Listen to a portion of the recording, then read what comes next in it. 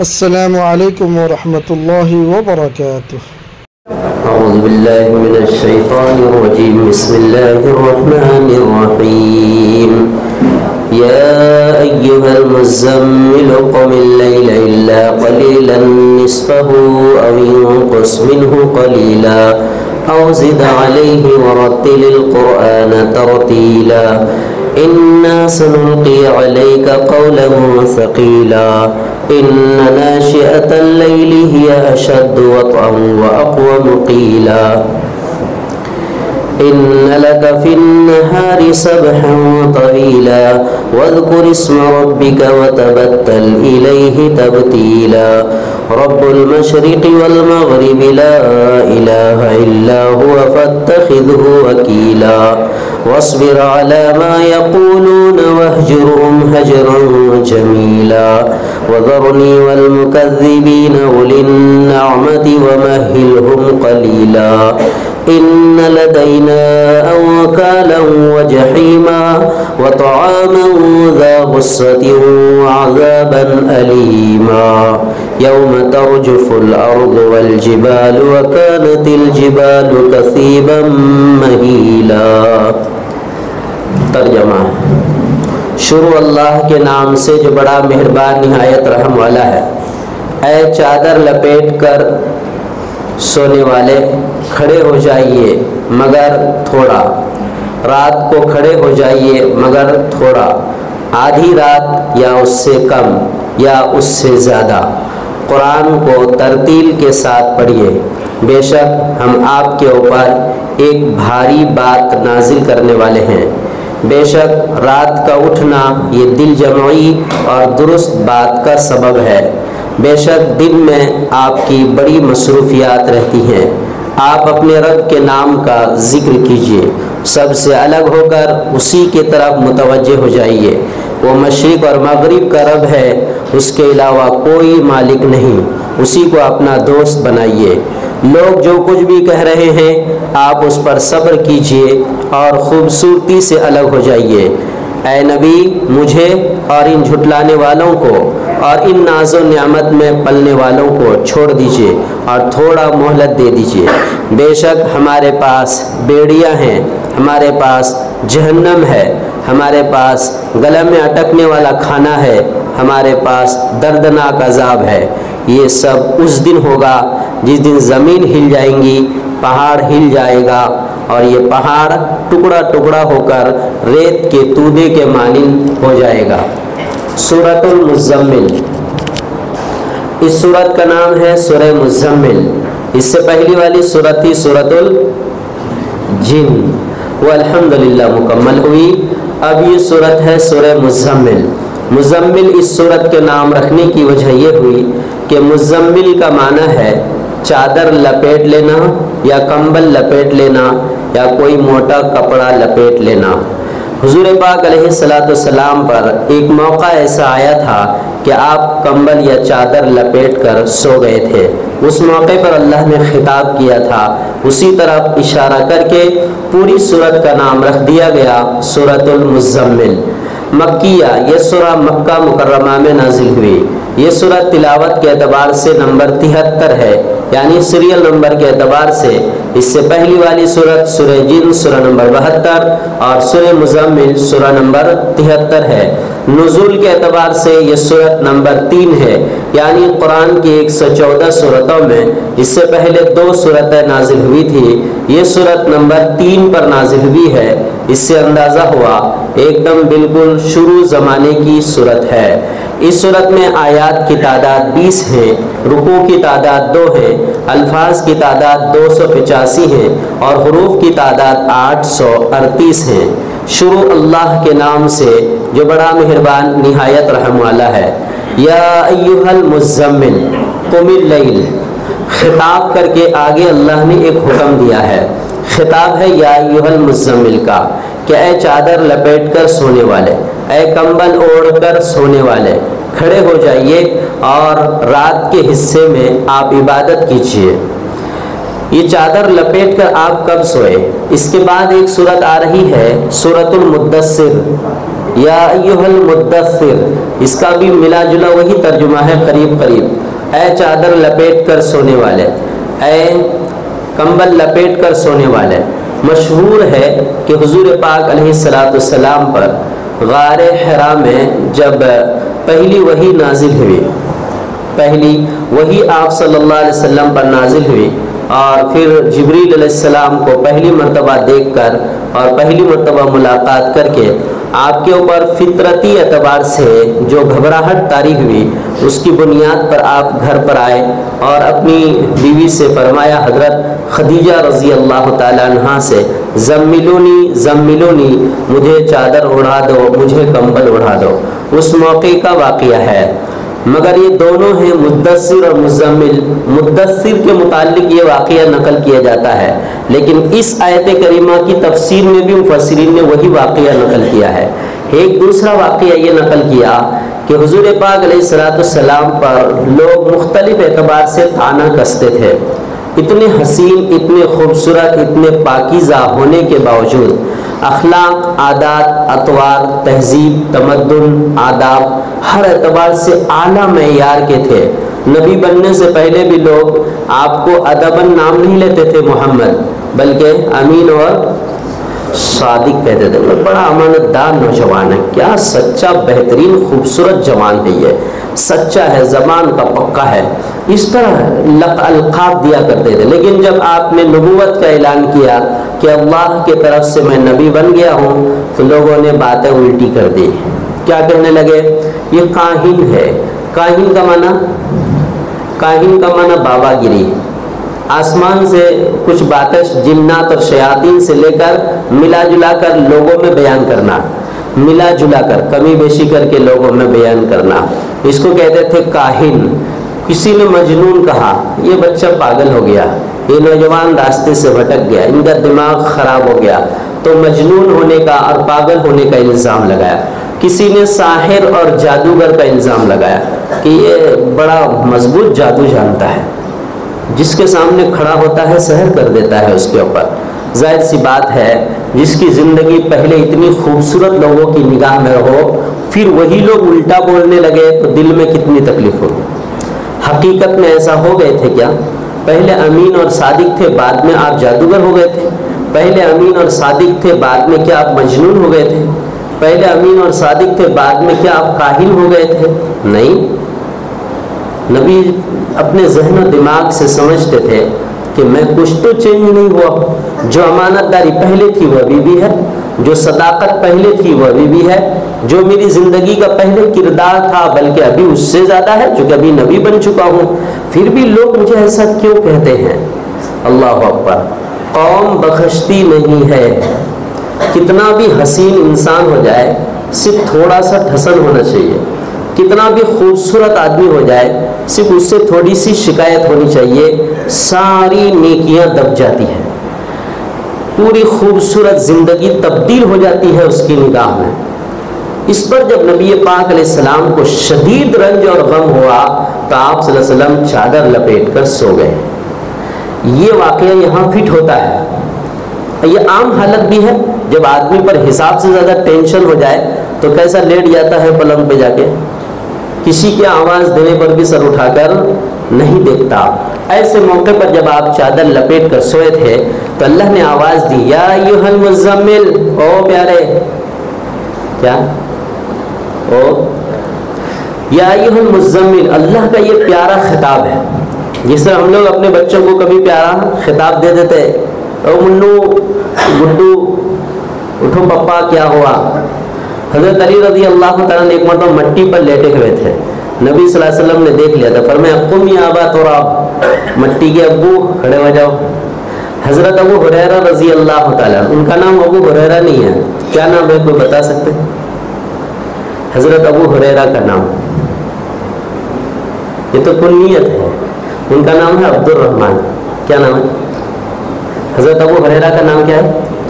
عبد الرحمن۔ ابو ہریرہ، ہرتن کا معنی بلی عربی میں، اور ہریرہ کا معنی بلی کا بچہ، تو بلی کے بچے کو لے کے ہر وقت کھیلتے رہتے تھے، تو نبی نے فرما دیا یا ابا ہریرہ، اے بلی کے بچے کا باپ، ابو معنی باپ۔ یا ابا ہریرہ، اے بلی کے بچے کا باپ۔ پیار کے الفاظ ہوتے ہیں یہ سب۔ نبی صلی اللہ علیہ وسلم چادر لپیٹ کر سو گئے، یا ایھا المزمل، او پیارے چادر کے اندر، قم اللیل، اتنا غم کھانے سے ہوگا، لوگوں کی زبان پر اتنا نڈھال ہو جائیں گے۔ کسی نے ساحر، مجنون، جادوگر کہہ دیا، کاہن کہہ دیا تو اس کا مطلب یہ ہے آپ بستر پکڑ لیں گے۔ آپ کا کتنا کام ہے، آپ کو تو قیامت تک کے لیے کام کرنا ہے، آپ کا کتنا کام ہے، آپ کو تو عالمگیری اعتبار سے کام کرنا ہے، قیامت تک آنے والے انسانوں کے لیے کام کرنا ہے۔ جو بھی آپ کی ابھی مقدر کی زندگی ہے، اسی مقدر کی بچی ہوئی زندگی میں پورا کام کرنا ہے، سو جانے سے چلے گا؟ یا ایھا المزمل، اے پیارے چادر میں لپیٹ کر سونے والے، غم نہ کھائیے۔ اس غم کو دور کرنے کا علاج یہ ہے، قم اللیل، رات کو قیام کیجیے۔ سمجھ رہے جملے؟ غم دور کرنے کے لیے عمل کون سا کرنا پڑے گا؟ عمل حکم خداوندی، عمل نبوی، حکم خداوندی، عمل نبوی۔ غم دور کرنے کے لیے رات کا قم اللیل، رات کو لمبا کھڑا ہوئیے، سارے غم دھل جائیں گے۔ الا قلیلا، کوئی بات نہیں، تھوڑا کم کر دیجئے، زیادہ تر رات آپ قیام کیجئے، تھوڑا سا حصہ آرام کیجئے۔ اللہ پاک نے نبی پر ترس کھایا، ارے باپ رے باپ، رات کا زیادہ حصہ میرے نبی کھڑے رہیں گے؟ فوراً اللہ نے فرمایا نصف ہو، نہیں 50-50 کر دیجئے، آدھی رات آرام کیجئے اور آدھی رات قیام کیجئے۔ اب انقص، نہیں، عبادت کا حصہ اور تھوڑا کم کر دیجئے، آرام کا حصہ زیادہ کر، اور زید علیہ، آرام کے حصے کو زیادہ کر دیجئے اور قیام کے حصے کو کم کر دیجئے۔ مفسرین نے لکھا ہے رات کو 3 حصوں میں تقسیم کر کے رات کے اخیر پہر کو عبادت کے لیے مخصوص کرنے کا حکم دیا۔ ٹھیک ہے، 2 حصے رات کو آرام کریں اور رات کے اخیر حصے میں کیا کریں؟ قیام کریں۔ قیام میں کرنا کیا ہے؟ دیکھیے اس میں ہمارا علاج چل رہا ہے، ہمارا، آپ کا نہیں، میرا بھی علاج چل رہا ہے ہمارا اس میں۔ قیام کرنے کے بعد کیا کرنا ہے؟ وَرَتِّلِ الْقُرْآنَ تَرْتِيلًا، قرآن کو ترتیل کے ساتھ تلاوت کیجیے رات کے قیام میں۔ ترتیل کے ساتھ تلاوت کرنے کا مطلب کیا ہے؟ ترتیل کے ساتھ تلاوت کرنے کا مطلب 2 جملے لکھے ہیں مفسرین نے۔ دیکھیے میں بہت کوشش کرتا ہوں آسان بولنے کی اور بہت کوشش کرتا ہوں کہ جی سمجھ جائیں۔ ترتیل سے تلاوت کرنے کا مطلب یہ ہے کہ آدمی سہولت سے یعنی آسانی سے تلاوت کرے۔ نمبر 2، استقامت کے ساتھ تلاوت کرے۔ آسانی اور استقامت پھر کس کو کہتے ہیں؟ آسانی کا مطلب یہ ہے جو سورے یاد ہیں وہ سورے پڑھیں، اور استقامت کے ساتھ یعنی دھیان کے ساتھ، استقامت کے ساتھ یعنی دھیان کے ساتھ ایک ایک لفظ اگر پڑھ رہے ہوں تو اس لفظ کو سمجھ بھی رہے ہوں، یا کم از کم دل کے اطمینان کے ساتھ پڑھ رہے ہوں۔ استقامت اسی وقت ہوگا جب ہم ترجمہ سمجھیں گے۔ اب یہ ہمارے اندر ایک عمومی کمی ہے کہ جی ترجمہ پڑھنے کا رواج ہے ہی نہیں، اگر ہے بھی تو کچھ بزرگ حضرات، جوان حضرات دیکھ کے پڑھ لیتے ہیں، لیکن الفاظ کا معنی نہیں سمجھتے کہ اس لفظ کا یہ معنی ہوگا۔ آیت پڑھ لیے، نیچے کا ترجمہ پڑھ لیے، آیت پڑھ لیے، نیچے کا ترجمہ پڑھ لیے، لیکن یہ سمجھ میں نہیں آتا ہے۔ جیسے اب مثال کے طور پر نماز میں پڑھی جا رہی ہے، تلاوت کی جا رہی ہے، تو پیچھے والے کو سمجھ میں آ رہا ہو ایسا عام طور پر نہیں ہے۔ یہ اجتماعی کمی ہے اس امت میں، یہ بھی دور کرنے کی چیز ہے۔ اب یہ کیسے دور ہوگی؟ ہم تو بڑے ہو گئے، ہماری جو نسلیں ہیں نا، چھوٹے بچے جو بھی پڑھ رہے ہیں، ان کے پڑھائی کا کوئی ایسا نظام ہونا چاہیے جو عربی لینگویج پڑھے اور وہ قرآن کو اور حدیث کے الفاظ کو سمجھ سکے۔ اللہ کرے کوئی اس کے لیے محنت کرنا شروع کرے۔ ہمارے ایک مفتی صاحب تھے، بڑے بزرگ آدمی ہیں، ابھی بھی تھے نہیں، ابھی بھی ہیں۔ وہ 1 مہینہ اعتکاف رہتے ہیں پورا، یہاں نہیں رہتے، گجرات میں ایک بزرگ کی خدمت میں اعتکاف میں رہتے۔ ان کا کہنا یہ ہے لوگ اتنے سارے ٹیوشن کلاسز کھولتے ہیں نا، اسکول کے، کالج کے، عربی کے کلاسز کیوں نہیں کھولتے؟ ہم کو ہی کہہ رہے تھے آپ کلاسز کیوں نہیں کھولتے؟ 2-2 ہزار کی فیس رکھ کر آپ کلاس کیوں نہیں کھولتے؟ تو میں دیکھ رہا ہوں، میں نے کہا ایسا بھی ہوتا ہے کیا؟ عربی کوئی 2000 دے کے پڑھے گا؟ بولا 2000 کی پڑھائی آپ کو پڑھانی پڑے گی اور 2000 لوگ آسانی سے دیں گے آپ کو.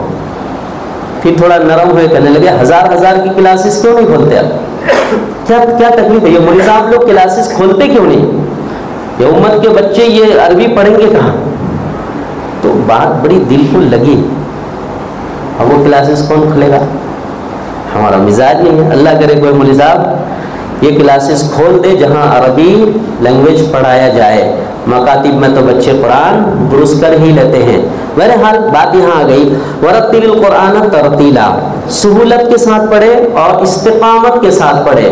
یعنی جو بندہ پڑھے نا اس کو تھوڑا تھوڑا سمجھ بھی رہا، تھوڑا تھوڑا کم سے کم. مثال کیا ہے اس کی؟ مثال کے طور پر آدمی پڑھ رہا ہے الم تر کیف فعل ربک باصحاب الم یجعل کیدہم فی تضلیل وارسل علیہم طیرا ابابیل. یعنی ایک دم بالکل ٹھہر کر پڑھنے کو کیا کہتے ہیں؟ ترتیل کہتے ہیں. حضرت ام سلمہ رضی اللہ تعالیٰ عنہ سے پوچھا گیا کہ نبی پاک علیہ السلام رات کو قرآن اپنی نماز میں کیسے پڑھتے تھے؟ تو حضرت ام سلمہ رضی اللہ عنہ فرماتی ہیں ہر حرف اور ہر لفظ کو آپ صلی اللہ علیہ وسلم صاف صاف ادا کرتے تھے. اس کا اندازہ کیا ہم لوگ لگا سکتے ہیں؟ ہم لوگ خود پڑھ کے اس کا اندازہ لگا سکتے ہیں کہ آپ صلی اللہ علیہ وسلم کتنا ٹھہر کر پڑھتے ہیں. زیادہ پڑھنا مقصود نہیں ہے، تھوڑا پڑھیں مگر استقامت کے ساتھ اور ٹھہر کر پڑھیں.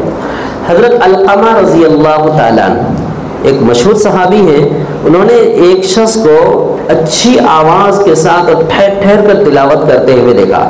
آواز بھی بڑی حسین اور اطمینان بھی، روانی میں بھی اطمینان. تو دیکھ کر یوں کہا لقد رتل القرآن فداہ ابی و امی، انہوں نے قرآن کی ترتیل کی ہے، میرے ماں باپ اس پر قربان. لفظ کا ترجمہ دیکھیں، انہوں نے قرآن کو ترتیل کے ساتھ پڑھا ہے، میرے ماں باپ اس پر قربان. حضور پاک علیہ الصلوۃ والسلام ایک مرتبہ گزر رہے تھے ایک طرف سے، ایک صحابی تلاوت کر رہے تھے اور تلاوت کے درمیان رو رہے تھے. ظاہر سی بات ہے روئیں گے وہی جو سمجھیں گے. تلاوت کے درمیان رو رہے تھے تو نبی پاک علیہ السلام نے فرمایا یہی ترتیل ہے. کیا فرمایا؟ یہی ترتیل ہے. یہ قرآن کو جو ترتیل کے ساتھ پڑھنے کو کہا گیا، کہتے ہیں کہ یہی ترتیل ہے جو قرآن کو اتنا ٹھہر کر سمجھ کر پڑھتا ہو. ورتل القرآن ترتیلا انا سنلقی علیک قولا ثقیلا. نبی جی یہ سب تو بھی کچھ بھی نہیں، لوگوں کی باتوں سے گھبرا گئے اور چادر اوڑھ کر سو گئے لپیٹ کر، تو کچھ بھی نہیں، ہم تو آپ کے اوپر بہت بھاری بوجھ رکھنے والے ہیں. ابھی یعنی مطلب یہ ہے نبوت کی مکمل ذمہ داری آنے والی ہے. ابھی تو یہ تیسری صورت ہے نزول کے اعتبار سے، معلوم ابتدائی زمانے کی صورت ہے. ابھی پورا دین کا نزول، پورا اسلام کی تکمیل، پھر احکام خداوندی کا نزول، احکام خداوندی پر عمل، تمام حدود کی پابندی، پھر اس کو امت تک پھیلانا، اس کو سب کو سمجھانا، یہ سارا کام تو ابھی باقی ہے. شروع میں تھک گئے آپ. اللہ کیا فرماتا ہے انا سنلقی علیک قولا ثقیلا، بے شک ہم آپ کے اوپر بڑا بھاری بوجھ ڈالنے والے ہیں. مطلب یہ ہے کہ ابھی پوری وحی آئے گی، پورا قرآن آئے گا. اس پر مفسرین کرام نے ایک تو وہی مطلب لکھا ہے کہ ذمہ داری بڑی آئے گی آپ کے اوپر، پورے عالم کے لیے آپ کو اس مختصر وقت میں کام کرنا ہے. ظاہر سی بات ہے کہ تھوڑے وقت میں زیادہ کام ہو جائے تو کتنا پریشر رہتا ہے بندے کے اوپر. اسی طرح اللہ فرماتا ہے ابھی تو بہت کام باقی ہے. دوسری تفسیر اس کی یہ ہے کہ حقیقت میں بوجھ ہوتا ہے. ایک مرتبہ حضرت زید بن ثابت رضی اللہ عنہ کے ران کے اوپر سر رکھ کر آپ صلی اللہ علیہ وسلم سو رہے تھے. کچھ چیزیں ایسی ہے نا بیان کی جاتی ہے حدیث، لیکن الفاظ بھی بڑے پیارے ہوتے ہیں، دل ترسا دینے والے. ران کے اوپر سر رکھ کر سوئے. ران کس کی؟ صحابی کی. سر کن کا؟ سونے کا انداز کتنا خوبصورت ہوگا. وہ کتنے خوش نصیب صحابی ہوں گے جن کے ران پر سید الانبیاء سر رکھ کر سوئے ہیں.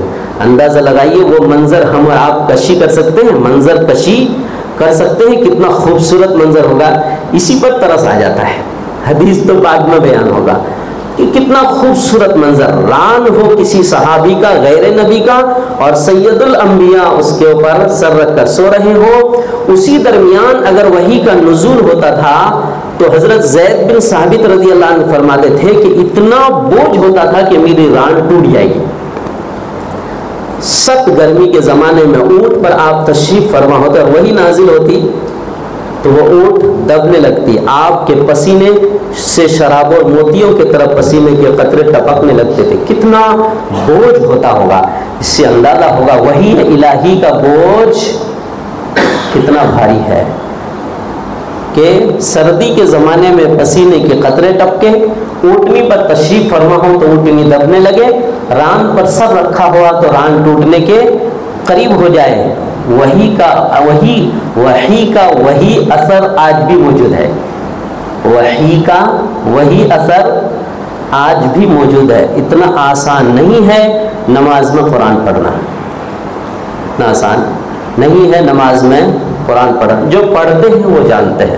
ہم تو چھوٹی موٹی نماز پڑھاتے ہیں, اس میں ہی تھک جاتے ہیں.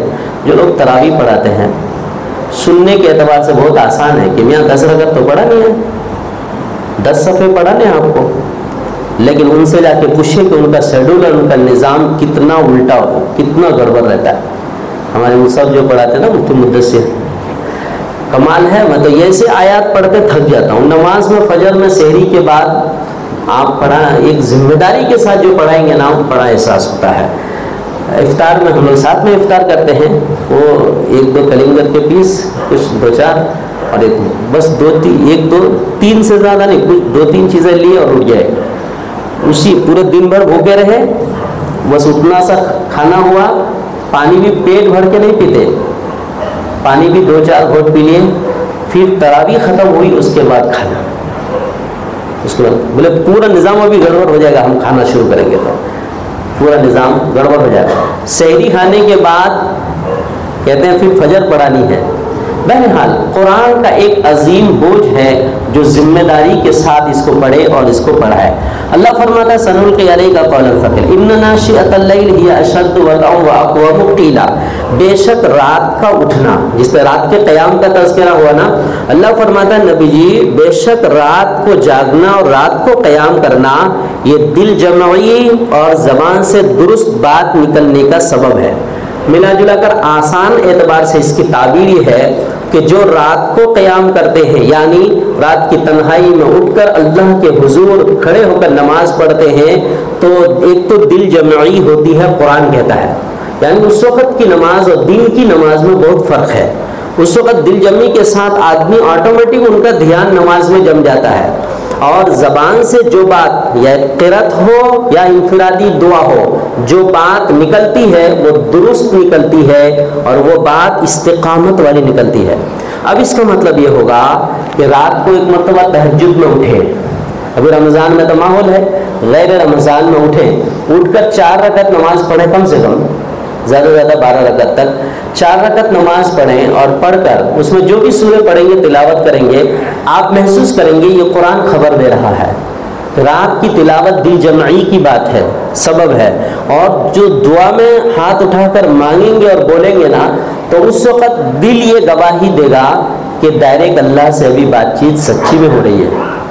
اس میں سچی میں اللہ سے بات چیت ہو رہی ہے. ایک مرتبہ کیا آپ پڑھتے ہی ہوں گے, اگر نہیں پڑھتے ہیں تو ٹرائی کر کے دیکھیے گا, ہم کو بھی یاد کیجیے گا, کریں گے انشاءاللہ.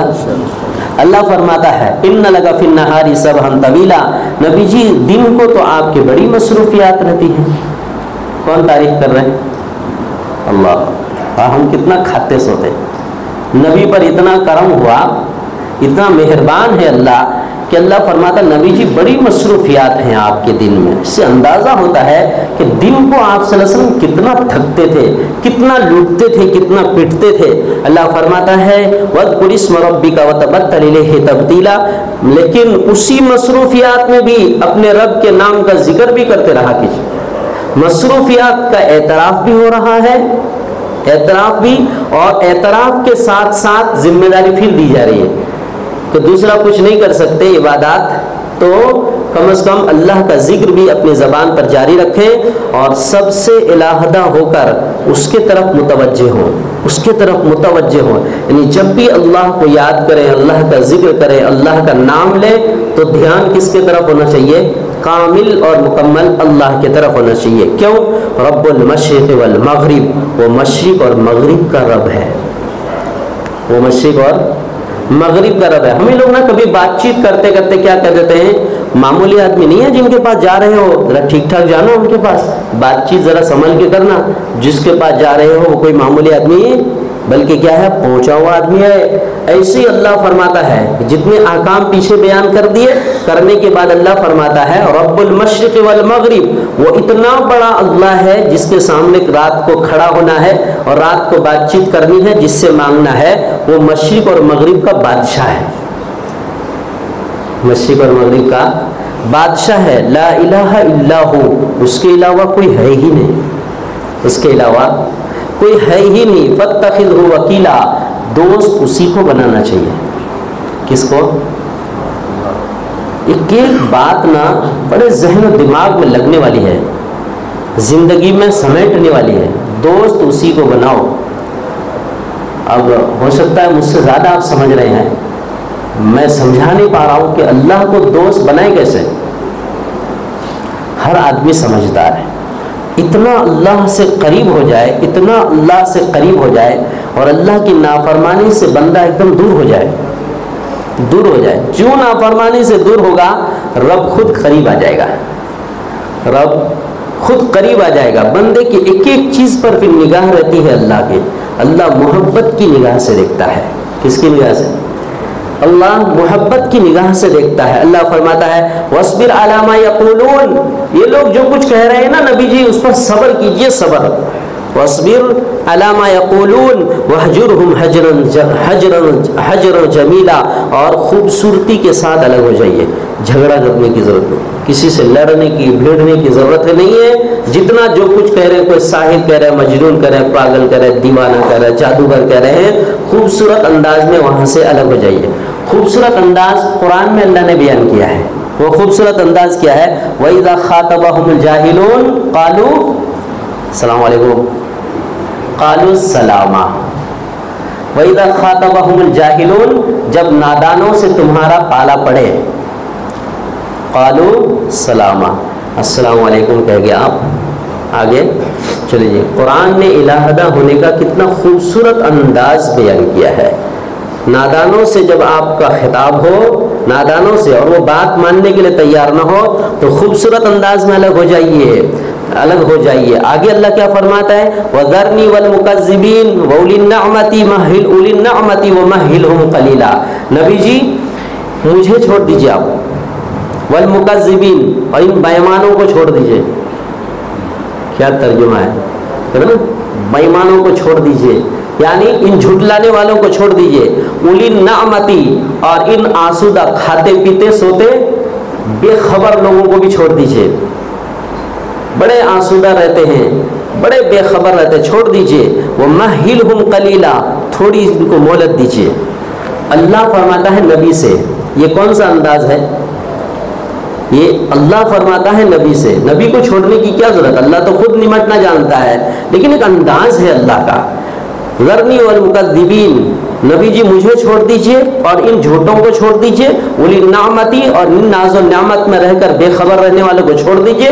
وَمَهِّلْهُمْ قَلِيلًا، تھوڑی دیر ان کو مہلت دیجئے، جانے دیجئے، گزارنے دیجئے ان کی زندگی. إِنَّ لَدَيْنَا أَنْكَالًا وَجَحِيمًا، بے شک میرے پاس ہتھکڑیاں اور بیڑیاں ہیں. آخرت میں آئے گا میں ان کو ہتھکڑی پہنا دوں گا. کیا کروں گا؟ چھوڑ دیجیے، رہنے دیجیے ان کو اسی حال میں. کیا تسلی ہے آیت میں. قرآن ابھی کہہ رہا ہے، یہ 1400 سال پہلے جو کہا تھا. 1400 سال پہلے جن کے سامنے قرآن تھا وہ جو سمجھے تھے. ابھی قرآن ہمارے سامنے ہے تو ہم کو یہ سمجھنا ہے. اللہ کیا فرماتا ہے 1400 سال بعد 2024 کی امت ایمان والوں سے اللہ کیا فرماتا ہے؟ اے 2024 کے میرے نبی کی امت، چھوڑ دیجئے ان کو، مجھے، ان بےمانوں کو اور ان جھٹلانے والوں کو اور ان کھاتے پیتے آسودہ بے خبر لوگوں کو، ظالموں کو چھوڑ دیجئے. تھوڑی دیر مہلت ہے ان کو، حشر میں آئیں گے. ان لدینا انکالا، میرے پاس ہتھکڑیاں ہیں. जहीमन, मेरे पास जहन्नम है, व तामन दा गुस्सतिन, मेरे पास कांटेदार खाना है, और क्या है, कतीबम में अजाबन अलीमा, और मेरे पास दर्दनाक अजाब है। मोहलत दीजिए इनको, छोड़ दीजिए इनको। कितनी इत्मीनान वाली बात है। हम भी जाएंगे और आप भी जाएंगे, हम भी जाएंगे और आप भी जाएंगे। हथकड़ियाँ किनको पहनाई जाएगी? अल्लाह अकबर। ज़रनी वल मुकज़्ज़िबीन, ऐ लोगों मुझे और इन झुटलाने वालों को, उलिन निअमती, और इन नियामत में रहने वालों को, ताकत में रहने वालों को, गुरूर में रहने वालों को, ओहदे में रहने वाले को, इनको छोड़ दीजिए। मेरे पास क्या है? हथकड़ियाँ हैं, बेड़ियाँ हैं, जहन्नम है, गले में अटकने वाला खाना है, वाज़ाबन अलीमा, और दर्दनाक अजाब है। यौम तर्जुफुल अर्द वल जिबाल वकानतिल जिबाल कसीबम महिला, ये कब होने वाला है? हथकड़ियाँ हम कब पहनाएंगे? उस दिन जिस दिन के ज़मीन हिल जाएगी। यानी अल्लाह ने क़यामत का निज़ाम बयान किया। जब क़यामत आएंगी ना, उसके बाद जब मेरे पास सब जमा होंगे, उस दिन ये हाल होने वाला है, जिस दिन की ज़मीन हिल जाएंगी, वल जिबाल, और पहाड़ भी अपनी जगह से हिल जाएगा, वकानतिल जिबाल कसीबम महिला, और ये पहाड़ जितने हैं ना, ये रूत के तूदे के मानिन बराबर हो जाएंगे, रेत के तूदे के मानिन बराबर हो जाएंगे। रेत के तूदे के मानिन का मतलब जिससे रतीली मैदान होता है ना, चलते हैं तो पैर धंस जाता है, लेकिन बराबर कितना होता है? ऊंच नीच नहीं होता, बराबर होता है रतीली मैदान। कहते हैं ये पहाड़ जो इतने बड़े बड़े जमीन पर दिख रहे हैं ना, ये सब बराबर करके क्या कर दिए जाएंगे? रतीली जमीन के मानिन कर दिए जाएंगे। यानी अल्लाह ने क़यामत का एक मंजर थोड़ा सा बयान किया है कि जिस दिन ये निज़ाम क़यामत कायम हो जाएगा, उसके बाद फिर जब मेरे पास जमा होने की बात आएगी, उस वक़्त वम्ताज़ुल यौम अय्युहल मुजरिमून, मेरे तरफ से ऐलान होगा, जितने मुजरिम हो सब अभी अलग खड़े हो जाओ, एक लाइन में अलग हो जाओ, और जितने फरमाबरदार हो, व उज़लिफ़तिल जन्नतु लिल मुत्तक़ीन गैर बईद, जितने मुत्तक़ीन होंगे ना, जन्नत वहां से उठाकर करीब लाई जाएगी। व उज़लिफ़तिल जन्नतु लिल मुत्तक़ीन गैर बईद, बईद माने दूर, गैर बईद दूर नहीं होंगी, जन्नत करीब ला ली जाएंगी मुत्तक़ीन को दाखिल करने के लिए। और मुजरिमीन के लिए ऐलान होगा, वम्ताज़ुल यौमा अय्युहल मुजरिमून, कि आज जितने मुजरिम हो सब कोई मेरे फरमाबरदार बंदों से क्या हो जाओ? अलग हो जाओ। ये हश्र का मैदान सबको देखना है। हम में से यहाँ जितने बैठे हैं सबको वहाँ हाजिर होकर दुनिया की ज़िंदगी का अमली हिसाब देना पड़ेगा। अल्लाह हम सबको अमल की तौफीक अता फरमाए।